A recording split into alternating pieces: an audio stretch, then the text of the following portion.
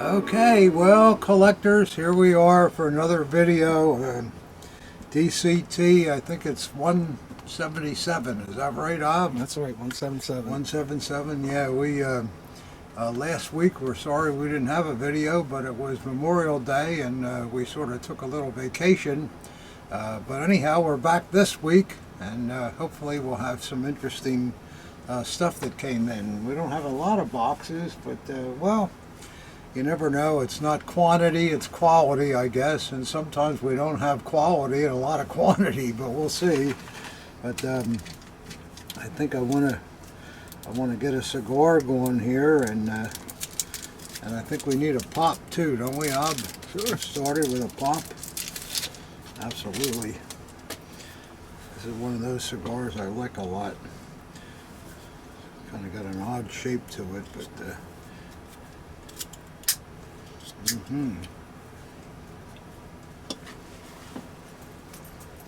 Yeah, so I think we're starting out the month of June now, so summer is on us.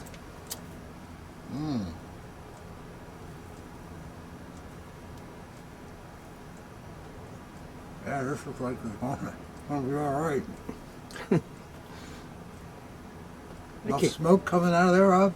How do you think they get that to block up like that? That's not hand rolled like that, I'm sure. It's like a block, you know?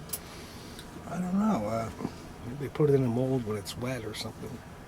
Maybe, I don't know, but I like it. All right, we'll have a little pop too. I think I like it.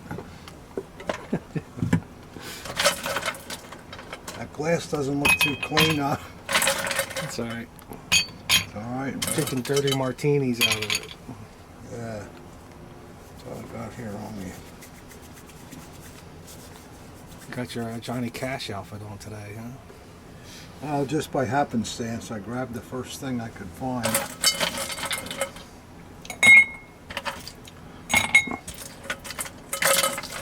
Yeah. All right. That ought to get us started here. There we go, Og. A little for you. A little too much, I think. A little for me. And we'll put some lamb in there.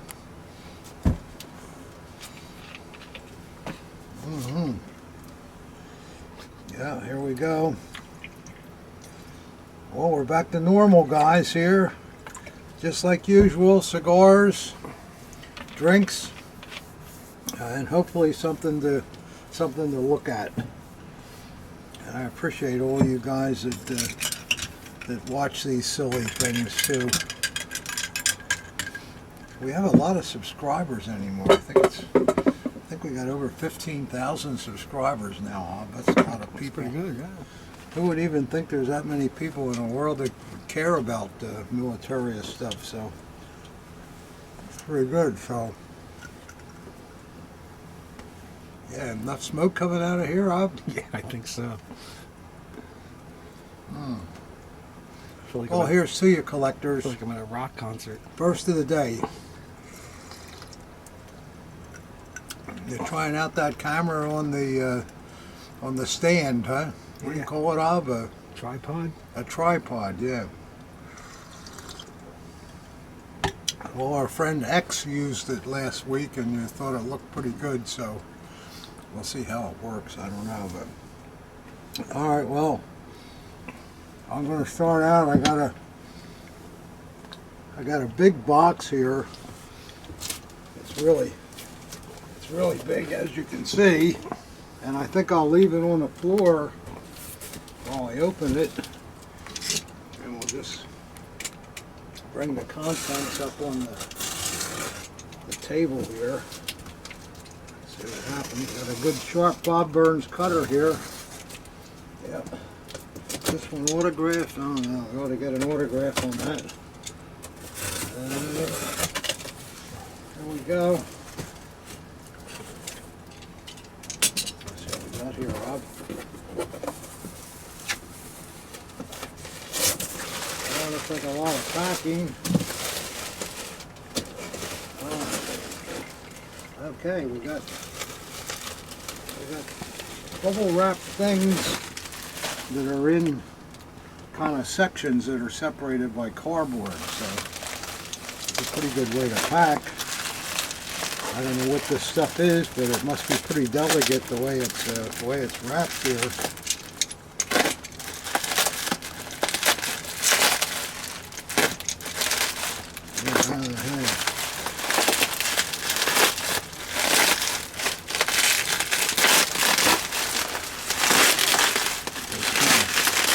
Difficult to figure out here. There's probably a method to this madness.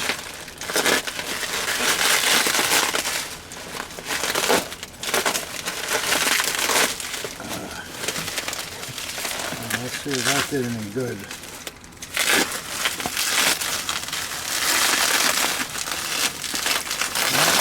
It's like a piece of porcelain. Yeah, you know, you're right, Ob, it does. Oh, they wrapped it well, though, didn't they? I think so. Seems like it. Not easy to get to. In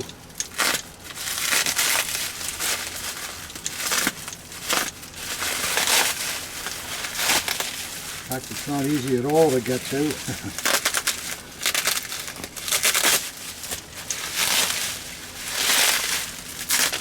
Oh my. Well, if you're shipping porcelain, you really want to go over the top with the packing material. Well, they did here. They certainly did here. Now, this is not easy at all to get off of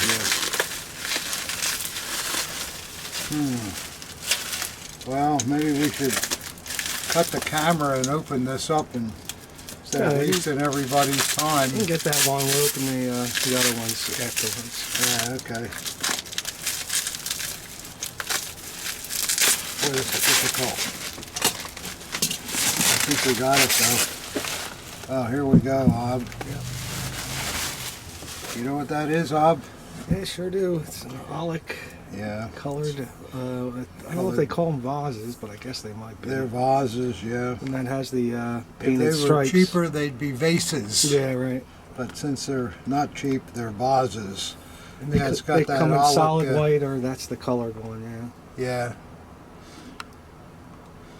That's kind of a nice thing, though, isn't it? I mean, it's not animals or anything, but it's also the kind of thing you could put on your dining room table, and I don't think the little woman would care much one way or another what it is. You don't have to tell her what it is, and just tell her how beautiful it is. You know how that works? We're the only ones who would know what it was. Yeah, right. Well, okay, Ob. That was a lot of work with that Bob Burns cutter, but we finally figured out that we got 4 of these vases that were in with this group. I think the first one we opened was this one, wasn't it, Ob? Yeah. Then the second one was this one, and this is just a little different. It doesn't have the rim around it, and it looks just a little bit bigger, doesn't it, Ob? Yeah, I'm thinking these two are the same model numbers. You think so? And this is the white version, and this is the colored version, painted, or they say. Yeah. And this is their little brother or something. And this other one is a mate to the first one, I think. No, I think these two are the same model numbers. I think they're 2 different model numbers. We'll have to look.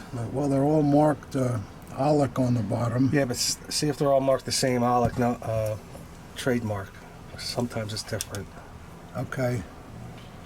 We'll look and see here. That's the SSE. That's different. Yeah, there's no That's Alec just the on SS, it. yeah. This was the first one we opened. Remember with the No, lines I think on it was it? this one. This one's painted. Oh, they too. both have Yeah. lines. Yeah, this has lines too. So this one just had the SS, That is Alec. and this has SS Alec on Yeah. it. And this one has SS Alec on it. Bigger version too. Yeah, so that could mean they were made at different times also, and that has SS Alec. And this one had just the SS on it. And then there was another piece here, a small little vase.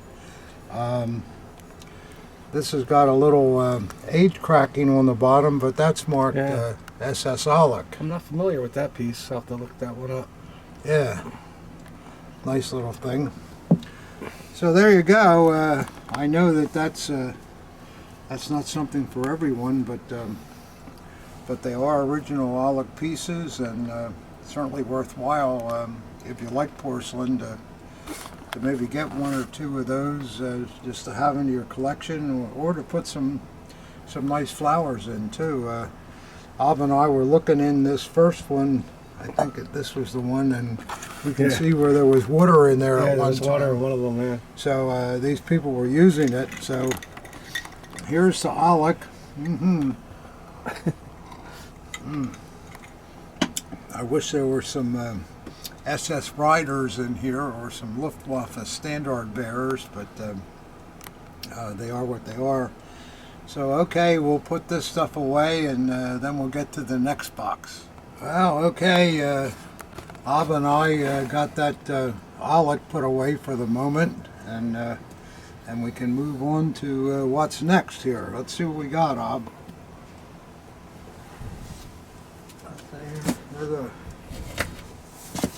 small box. This is coming from Loganville, Georgia.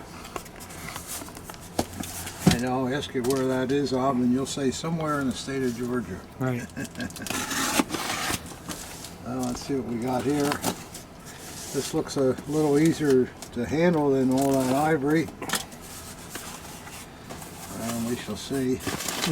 What ivory? And that ivory, yeah, what am I saying? Porcelain Aulic. Yeah, I've got a little plastic bag here for you, Ob, looks like. Let's see what's in here. I'm sure he made a real nice tight knot so that I can't undo it. No, here we go. I think it's time for a sip. Ah, that's good. How's your drink, Ob? All right? Yeah, I'm getting there. All right. Okay, hello. Thank you for taking this item. Let's see what we got here. I was gonna say it looks like a tunic in there, but I don't want It is. It is. It's a NCO style tunic.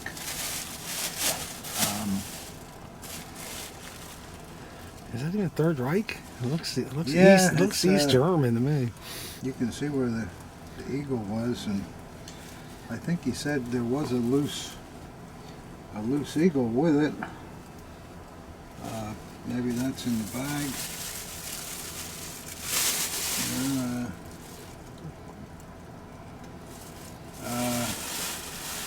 The breast eagle and the note indicating its capture are in the right front breast pocket.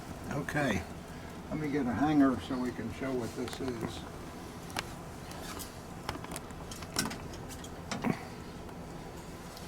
I think these were the kind of tunics they wore in the good weather and all, Ob. There, now you can see it's got the tress and nice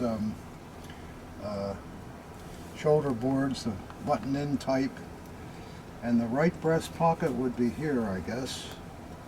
Let's see if there's something in there.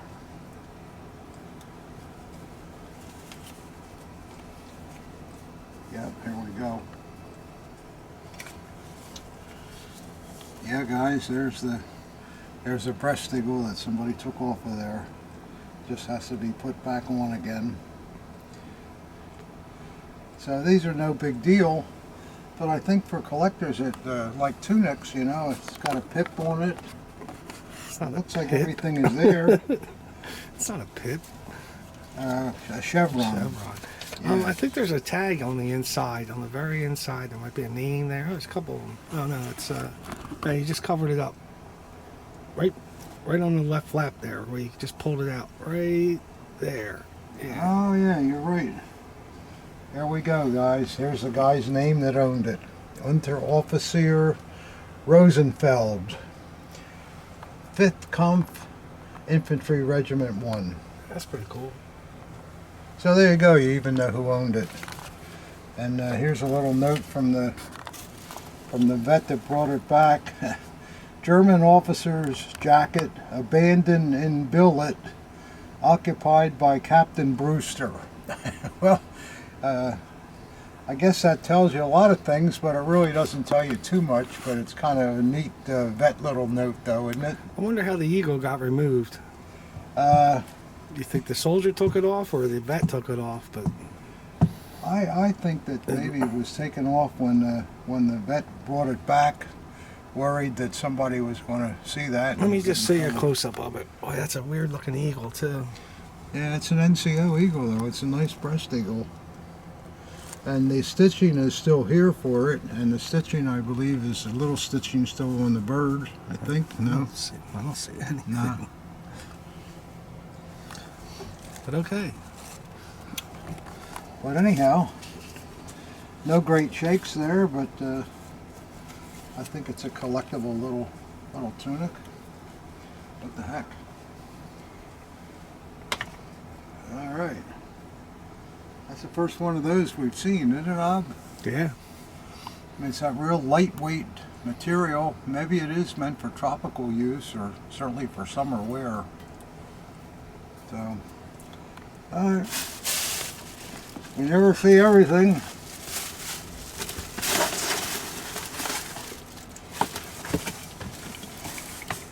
Okay. If any of you guys know about these tunics, it'd be nice to give us a little shout out on what we're looking at there.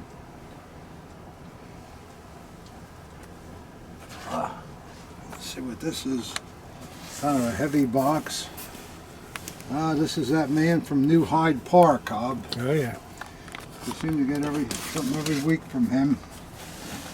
I think he's selling his collection, I guess. Or he's one heck of a picker, I don't know. Because we see a lot of stuff from him. But what we got here. Hope it's a good thing. I'm glad you saw that name label in there. That helps a lot too. Sure. And that's definitely an original thing. Let's see, we got a little love letter here.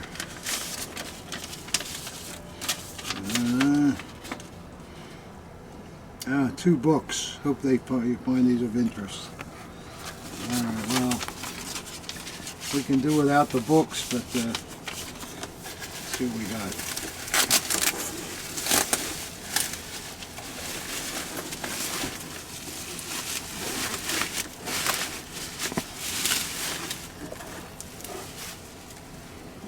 Oh, that's probably a pretty good book. Yeah, sure. Inside the Allgemeine SS. Wow. This was by Ulrich of England. Ulrich of England is a dealer there, and he's very successful and sells a lot of SS things and all. Oh yeah, this looks like it's very well done. See, look at that, Ob. Sure. Yeah. So we're not going to go through the whole thing, but that's probably a very, very good book. Did you get it or no? Sure. Yeah. Okay. And let's see what the other one is.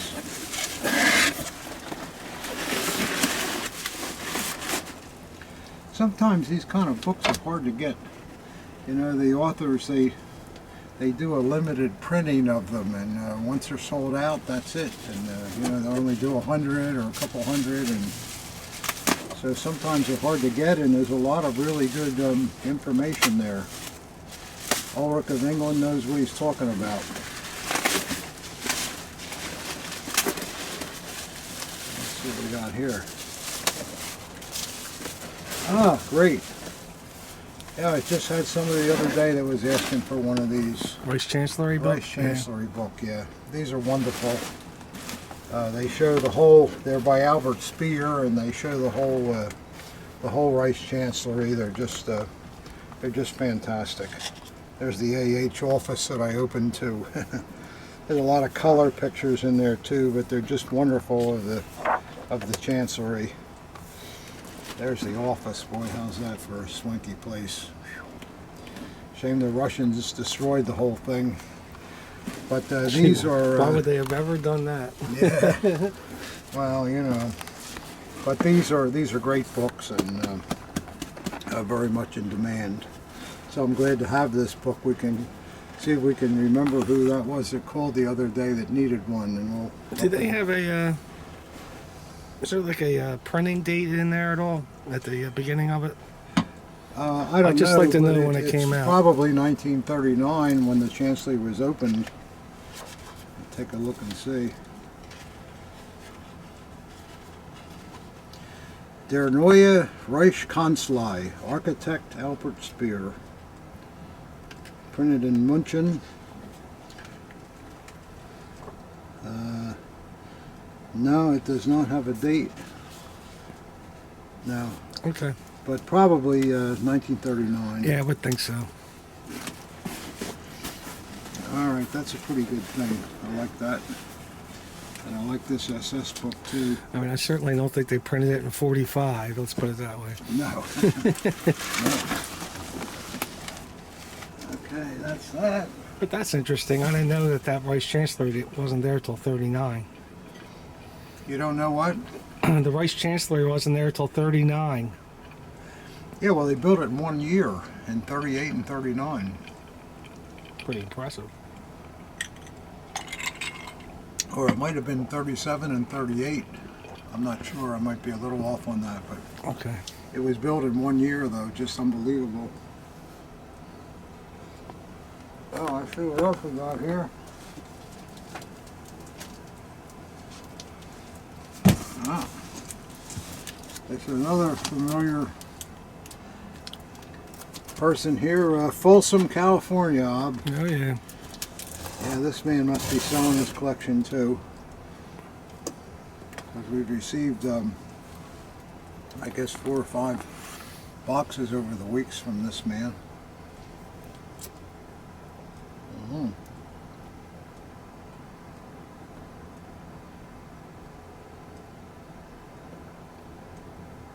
Come on, baby, light up.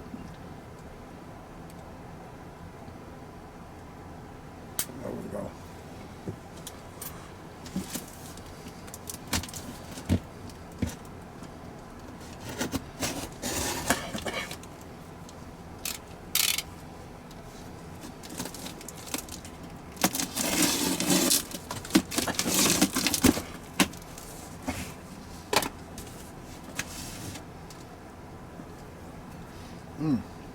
Good cigar.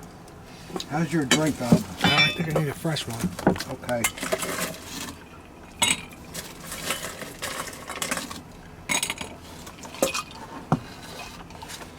Yes, sir. Yeah, those, I say we don't really like books, but those 2 books were both quite nice. I'm glad to have them. So, it's just when they send all the common books in all the time, and Yeah. we just don't know what to do with them, and we don't have the room for them. And, Right. Books are rough. Yeah. The So period ones, we like that. We like them though. Period yeah, the books, period ones are fine, but not even cigarette albums. You know, it's like, Yeah, I mean, how many Adolf Hitler cigarette albums can you use? You know, we must have 10 of them. Or how many RAD photo albums do we have? Yeah. Oh boy. Yeah, we got a lot of them too. But those kind of books, yeah, we like them.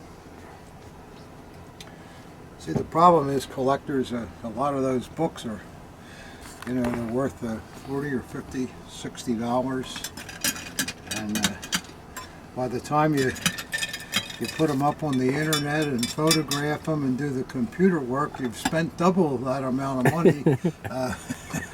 So it just is. And the shipping's not cheap either. No, the shipping's not cheap either. So they're just not a. I mean, we do them as a favor, really. So guys give us other things and they include books. Okay, so we do it, but we prefer not to have that kind of stuff. Can't stay in business selling books. All right. Sorry about that lecture, guys. Let's see what we got here.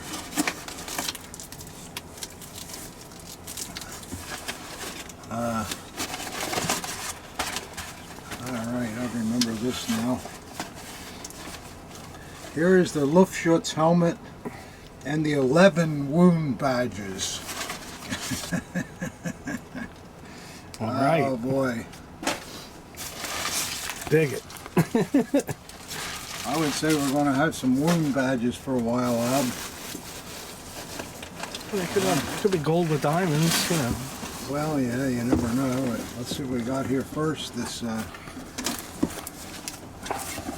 Luftschutz looks like a fairly good helmet here. Somebody dribbled their Coke on it back in 1941, but yeah, that's rust in it there. But the decal is really good. It's a gold decal. The rest of the finish is quite good. So it's wow, the chin strap is fantastic, and the liner is good too. It's missing the pull string, but Let me see that number in there, Pop. yeah, you want to see this? Yeah. There's two here. There's one here, one here. And one on the liner. There's on the leather. Is that a number or a name? It's a number, I guess. Yeah. WS103M. Whatever that is. Yeah. And maybe the maker and the size. And then in the, Looks like a pretty big one too. it does look big. Those are always big though, those little shits. Yeah, and then there's more markings here on it.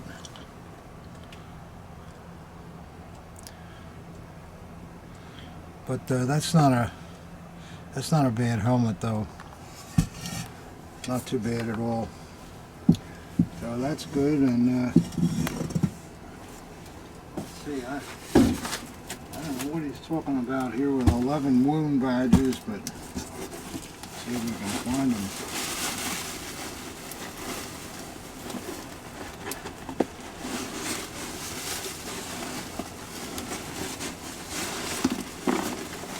Oh. I think we found them all.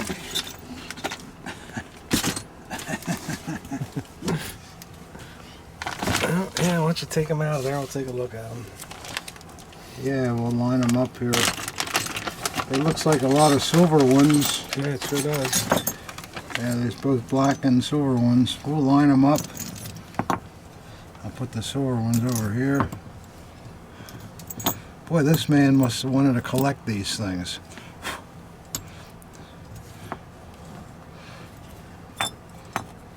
Wow. It's a lot of wounds. It's a lot of wounds, yeah, one by one here.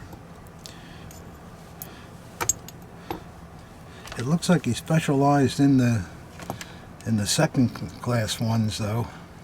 There's only 2 black ones and the rest of them are all silver ones. They all look in decent condition too. Yeah. They all different on the back too. See. Yeah, we can That's- turn them all over. Some are marked, some aren't.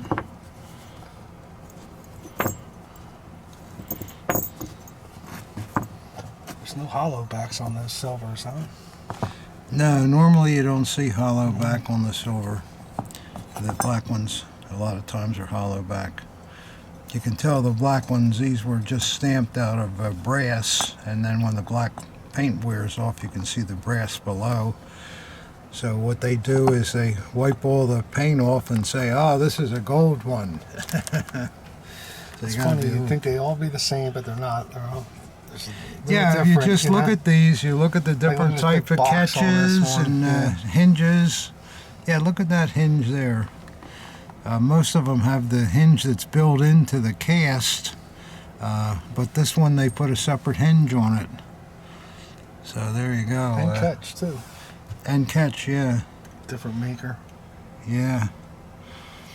So there, I think you've seen the gambit of wound badges on that load, huh? Okay. Well, I guess we shouldn't be rubbing these together, but then again, they were that way when they came, so we can't do any more for them here. Okay, here we go. Up next, we're coming from Seaford, Delaware. That's not too far from here.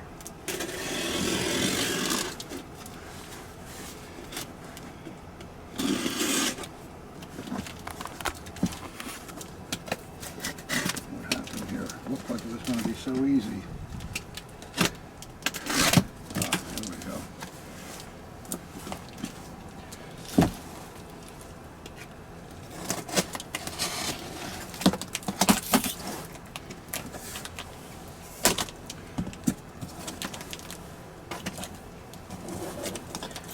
Well, we'll see what's coming from Secret Delaware.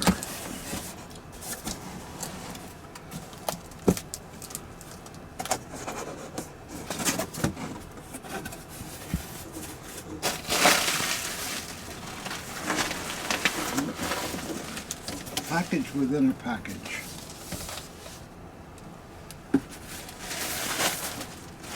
Let's see what we got here, Rob.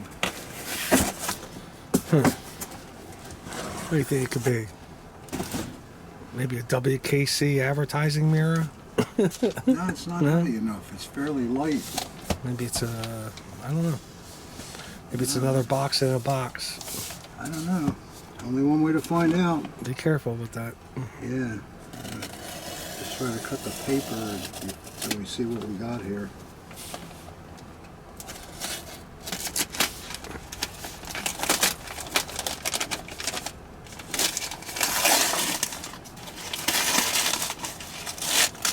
Yeah, there might be an original box under there. I don't want to cut the Yeah, box. that might not be a good idea.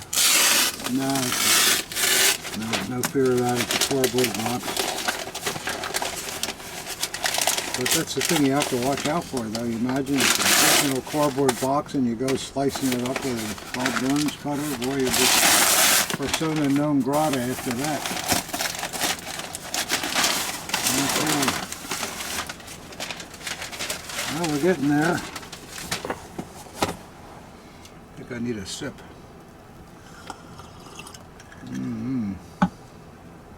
Yeah, that's a good one.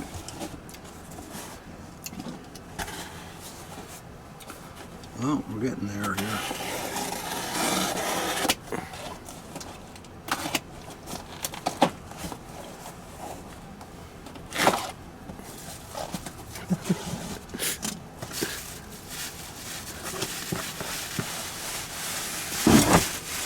Looks like it just got daggery. There you go. I've never seen a dagger pack like that before. No, I never did. Who would ever suspect it's a Luftwaffe dagger in there? Well, everybody has their own way of doing things and thinking about things.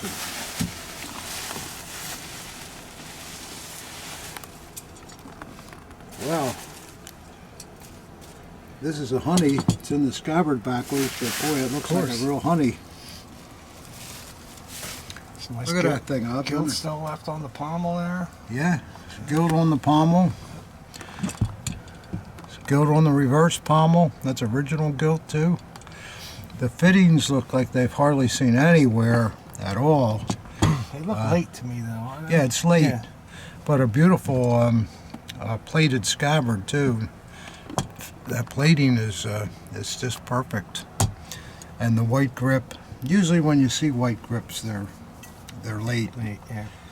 Made for all the pilots that were coming in. Well, we'll put this in the scabbard, right? Oh boy, nice blade. Unmarked, but super. Look at the grain in there and all.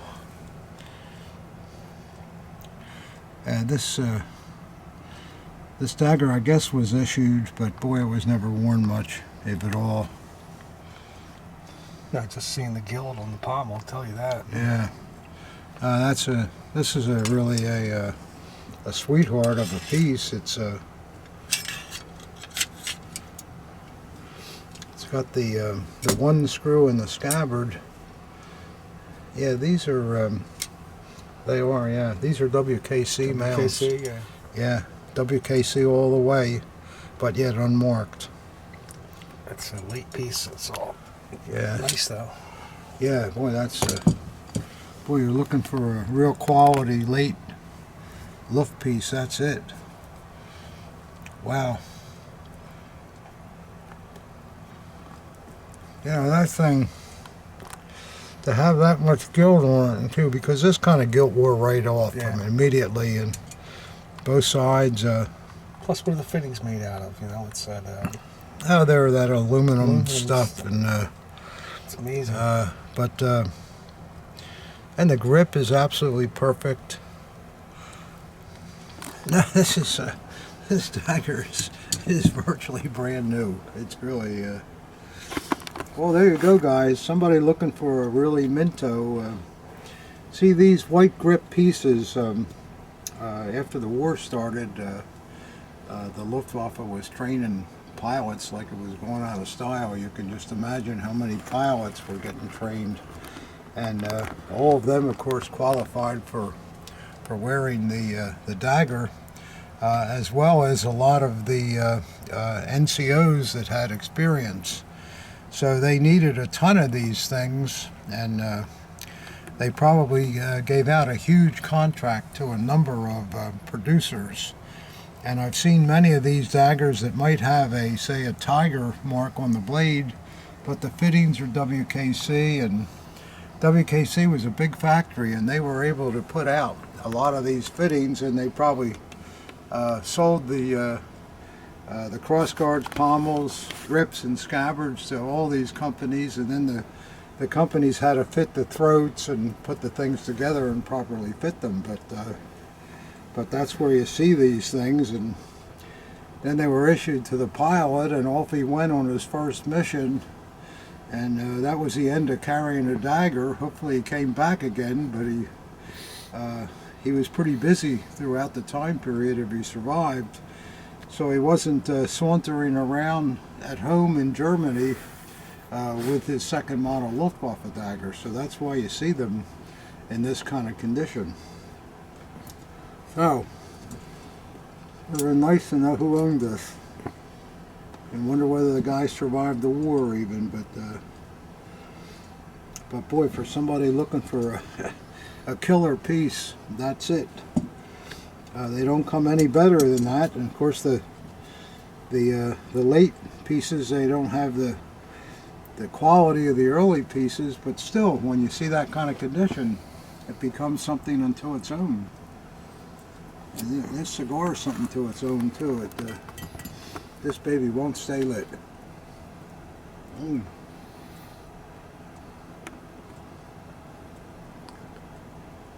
All right.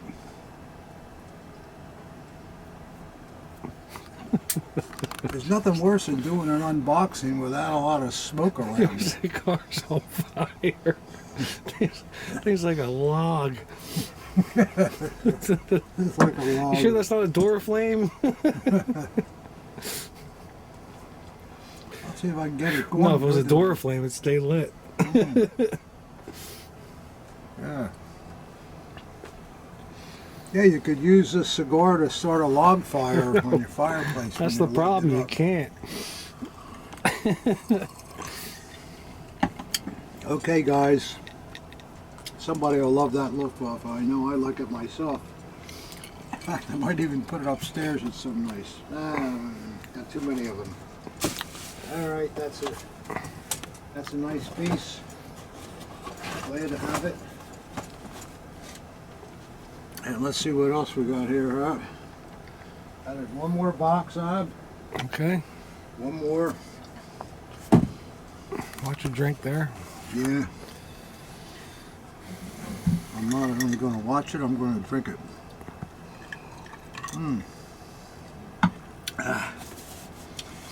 Well, this is our friend from England.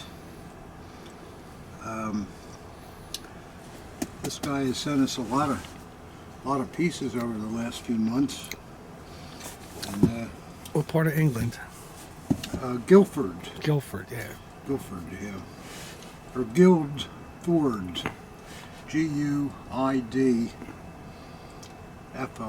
Is that right? No. Guildford. Guildford. Guildford. Probably a real nice place. I don't think there's a bad town in England. Never been there, though. There's so many beautiful little towns in England. You ride through them with all these 15th and 16th century buildings still standing and people living in them yet. You know, it's just amazing. They have some nice pubs too. You'd like them. You'd love them, I'm sure. Except the beer's usually served warm though. But I guess that's all right. Once you have one or two, you don't know the difference anyhow, right? I'll just have a beef eater and tonic. Ah, yeah. Or maybe one of those Guinnesses too. That's Ireland. Do they serve Guinness cold, I wonder, in England? Probably not. I think the beer is hot too. I don't know if they serve Guinness in England. It's Irish. Irish, that's true, yeah. Oh yeah, they probably refuse. I doubt it. Oh, I doubt it too. Money's money, right? Unfortunately, yep. Yep, that's why it is.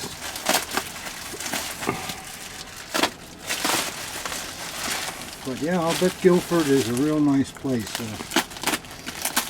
Maybe my man from Guilford, you could next time send a picture of your village. I'd love to see what it looks like. Probably a lot of other collectors would too. And they probably think the whole place is loaded with SA daggers, the amount of them that you send here, all with beautiful grips. That's how a lot of them were, weren't they, Ub? Yeah. Yeah, very nice stuff.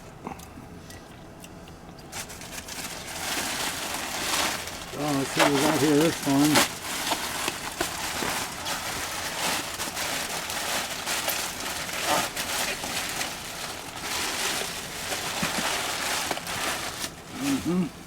It's looking daggery. Looking daggery, yeah.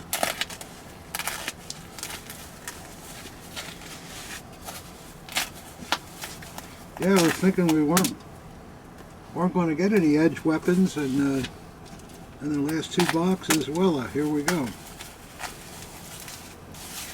I think, anyhow. Certainly feels like a dagger. It's probably one of those essays you were talking about. Yeah. This man likes essays.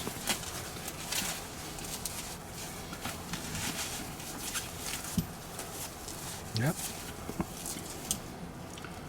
Yeah, here we go. Huh, this one's... It's like a nice early one, too. It's not that early, I don't think. It's odd, the fittings are plated, yet the scabbard is anodized, and the eagle is early, the grip is early. Maybe it's a double proof. Yeah, maybe some kind of transitional ob. You might be right. Let's see what we got. Nice blade. Beautiful blade. Don't get any better. Got all the grain in it. Catch that grain in the camera, Ob? Yeah. Yeah. It's funny, it's got plated fittings, though. Look at that. Boy, you called it right, Ob. You absolutely called it. Yeah. How about that? It's an Eichhorn transitional.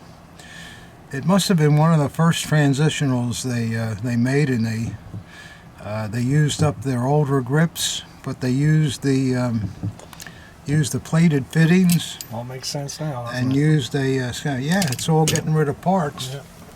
Oh, you want us to put out these things with the RZM on it? Okay, all right, we'll cheapen it up. So they did what they could, and I like the Eichhorn. It looks a little different than normal too. yeah. I wonder if the tang nut is a steel one or a nickel one. We'll have to see here. We got the tape on there, don't we, Ob? Yep. No, it's a nickel one. Yeah. Yeah. Do the fittings too, to see what happens. Well, they'll never be magnetic. If they're pot metal, they're not magnetic, and they're But not. these two look different to me. I think the lower cross guard is different. No, they got flaking on them, so they're actually not the prettiest things in the world. But the rest of the piece is nice. The blade is a killer. Huh. And to tell you the truth, I haven't seen a double proofed essay in a while. It's how long did they put them out for? What kind of Probably run? just a year. That's all. What kind of run do you think? Like how many? Well, it's kind Well, of tough according to to the say. firm, Yeah, but yeah. probably Eichhorn made 1,000 of them or something like that. But you know, the transitional like this. Remember, the RZM came into place in full blast about 37 and insisted that the RZM mark be put on the blade. But the factories, like Icorn and many other factories, they were not willing to give up their logo. They had 100 years invested in that logo, and they wanted people to know who made the dagger. So they were able to get their logo in with the RZM. But then the following year it changed, and before you know it, they were just M766. So, yeah, that's kind of an interesting piece. All right. I like that dagger. Yeah, it's representative of a period. I think I'll have another drink. We didn't have a lot of boxes this time, so a lot of collectors are always writing that they want to see some pieces from my personal collection. So I thought we would have time to maybe show a couple of pieces. Your drink okay? Looks all right, Ob. Yeah. Yeah. So I'll do that, and that way we'll have enough time here for you to watch the videos. We don't want them to be too quick, right, Ob? Right. All right. Have another sip here. That'll work. I'll show you a piece here. I think you'll enjoy looking at this piece. This is the Tino enlisted man's hewer from my personal collection. Sure, it was easy to find that knot, huh? Yeah, that knot is Sure. the knot is 20 times harder to find than the dagger. But if you look at the piece, the scabbard is perfect. The paint is perfect. And what I particularly like when you see a mint piece, the blackening in the backgrounds of the eagle, that's all factory done. And then they did the same thing on the cogwheel. See all that blackening in there, and the perfect grip plates. But unfortunately, the numbers don't match. No, they match. Then it's as nice on the back too. Yeah, it's a real beauty, Pop. Yeah, it's a nice thing, and a nice hanger. And this knot is, I love them when they have the orange on there. It looks brand new too. I mean, that's... Yeah, it's a beautiful, beautiful thing. The knot doesn't look brand new, but it's not all screwed up. Right. You can see the age color in it, and the hanger has the button still in it and all, and then the blade is, of course, a nice mint piece. Let me just put this off on the bottom a little bit here. How long have you owned this piece for? Probably about 30 years, I guess, something like that. But it has a number etched on it, 5812. I don't know whether you can get that in there. They're impossible to get. Yeah, they're pretty Might hard. be able to get two of them.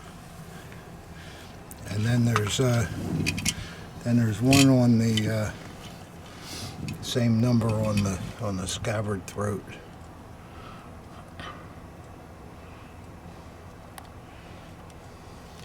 So that's a pretty nice piece. I gotta tell you, I don't think I remember seeing another one with a knot on it. That knot is really rare. Yeah, it's very rare. So that's nice, and then the piece to go with it.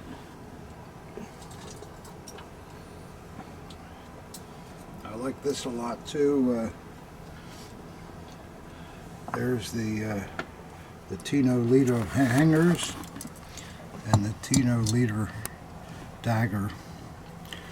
And what's really, really nice about this dagger, the original blackening is all on the scabbard.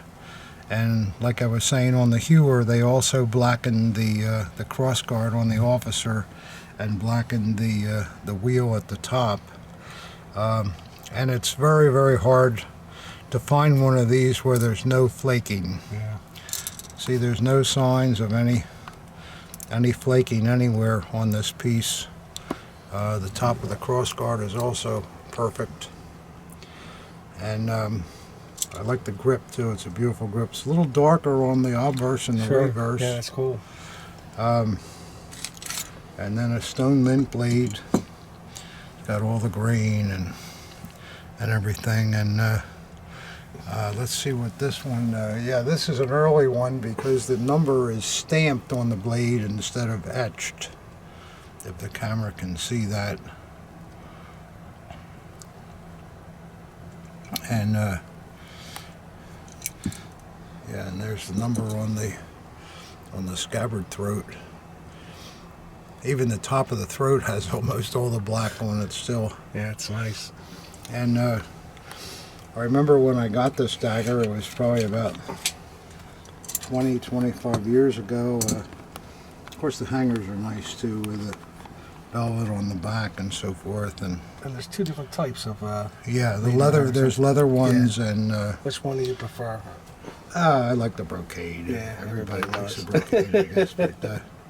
But I remember when I got this dagger.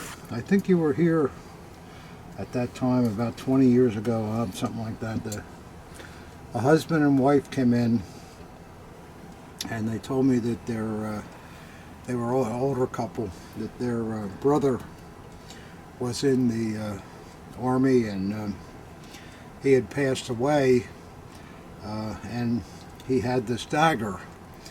And they saw an ad for a motel buy. You collectors, you don't see many of them today, but years ago, dealers used to run an ad. We'll be at the Holiday Inn on Saturday and Sunday, room 422 or whatever.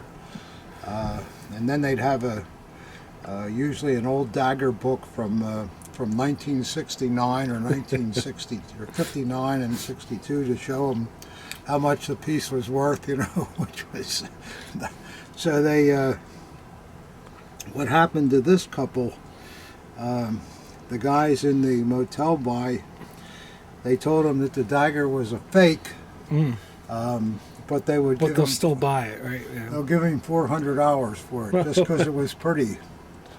And the couple was you know, when they told him the dagger was fake, that really got to them, because they they know knew it's not. Yeah, it was not, because it came from their own brother. So they politely told the guy to go to hell, I guess, and stamped out of there. And then they came over here a week or so later, and they said, told me the story of what happened, and I said, well, the dagger is certainly an original piece. The hangers were not with it, by the way. I got them separately from another source. And they said, well, what is this dagger really worth? And at the time, I said, well, it's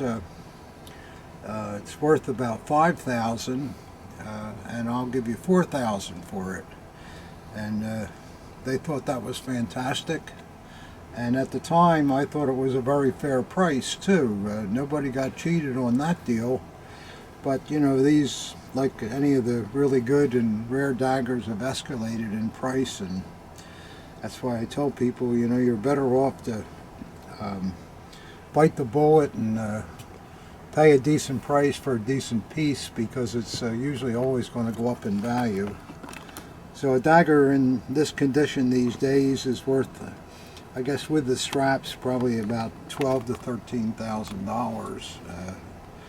So it was certainly worth the $4,000, but that was a lot in those days, you know. So, and I forget what I paid for the Tino EM, but I remember I looked for years to find the throttle for it, which was a great thing when I finally found it. I remember I think I had to pay $1,000 for this stupid trottle. If you were walking by somebody's table, would that jump right out to you? Oh, sure. Yeah. Anybody that collects would, yeah.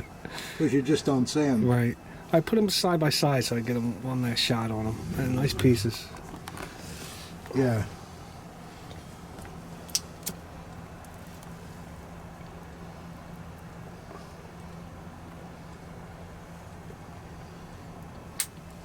Yeah, they're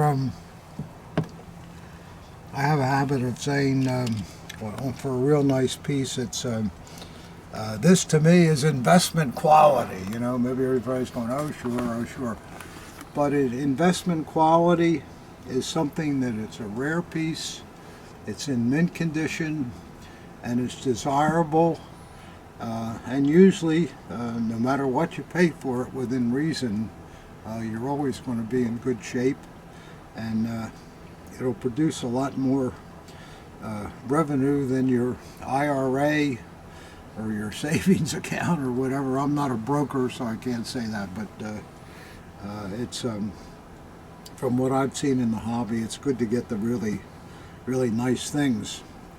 So, on that, we'll end this video, and we appreciate everybody watching, and if I can help you with anything, give me a call or send me an email, and I'll do my best. And here's to you all.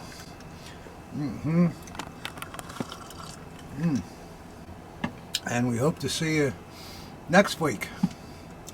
Thank you for watching.